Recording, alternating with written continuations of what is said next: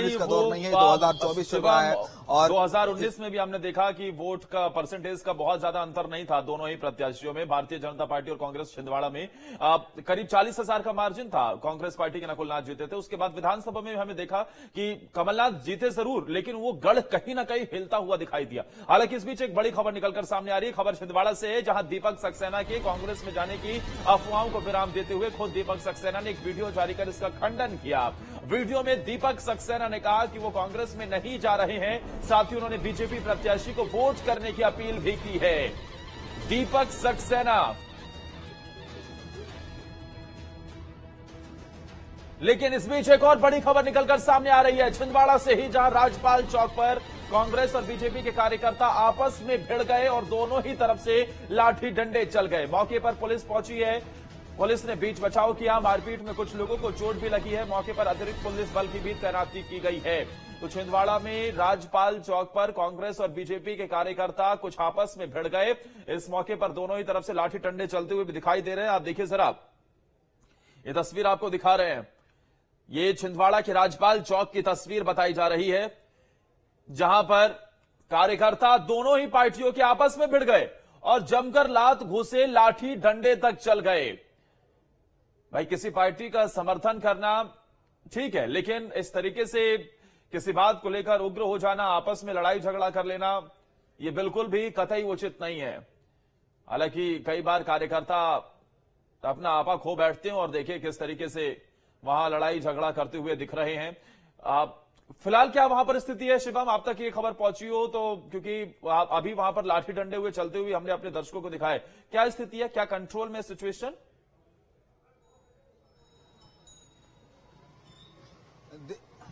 आतिश, देखिए अभी थोड़ी देर पहले की ये खबर है, वार्ड नंबर 25 में पाटनी टॉकी क्षेत्र में बीजेपी और कांग्रेस दोनों ही पार्टियों के समर्थक आपस में झगड़ गए और इस दौरान दोनों ही ओर से लाठी डंडे चले, कुर्सियां फेंकी गई हैं। हालांकि पुलिस वहां पर तैनात थी और पुलिस ने वहां पर पूरी स्थिति को संभाल लिया। फिलहाल किसी प्रकार की कोई अप्रिय घटना की खबर नहीं है।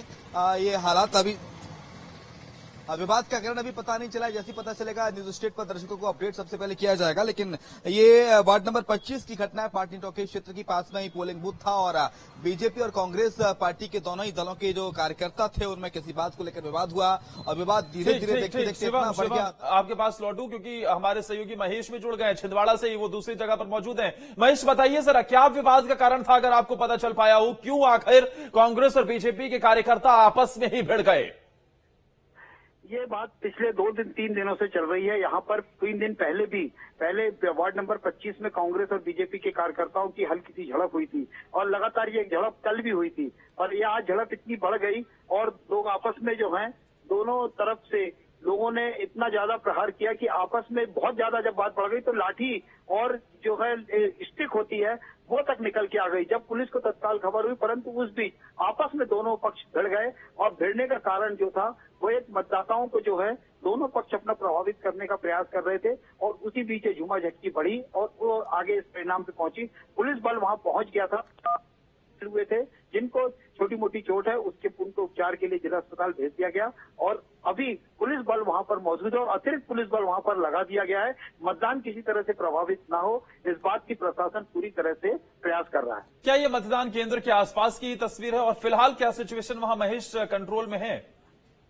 बिल्कुल, अभी तो स्थिति कंट्रोल में, पूरा पुलिस बल वहां पर मौजूद हो गया और अतिरिक्त पुलिस बल भी वहां मौजूद है और ये मतदान केंद्र के बाहर जो दोनों पार्टियों के द्वारा जो बूथ बनाए जाते हैं वो अपनी पर्चियां देने के लिए, वो उस पर्ची देने के दौरान ही जो है ये घटना घटी है और ये लगातार ये क्षेत्र जो है हमेशा इस तरह की घटनाएं वहां पर होती रहती हैं और लगातार हर बार चुनाव में ये घटना वहां पर होती है। पर पुलिस बल लगे होने के बाद भी तो ये, परंतु इतनी ज्यादा बात बढ़ गई कि पुलिस, हाँ हम देख रहे हैं महेश, पुलिस वहां पर मौजूद है, वहां मामले को शांत करवाने की कोशिश कर रही है, लेकिन पुलिस के सामने ही कुछ लोगों के हाथों में डंडे हैं और एक दूसरे पर वो प्रहार करते दिख रहे हैं। महेश, वोटर्स पर कोई इम्पैक्ट ना पड़े, मतदान पर कोई प्रभाव ना पड़े, इसे लेकर कदम तमाम उठाए गए हैं, तो क्या कोई मतदान पर तो इफेक्ट नहीं पड़ रहा वहां पर?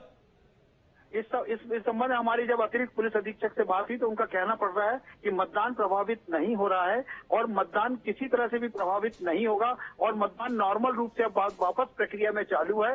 क्योंकि पुलिस बल वहां पर हमने लगा दिया है और जो लोग भी हमारे पास वीडियो में और जो फुटेज में आएंगे उन सब के खिलाफ हम मामले को दर्ज करेंगे और उनके खिलाफ में हम कार्रवाई करेंगे, क्योंकि ये निष्पक्ष चुनाव के और वोट के दौरान भी जो हादसा किया है उनके खिलाफ अपनी कार्रवाई को की जाएगी। नहीं, कई सारे तो लोग नजर आ रहे हैं वीडियो फुटेज में, तो क्या किसी को हिरासत में भी लिया गया अब तक?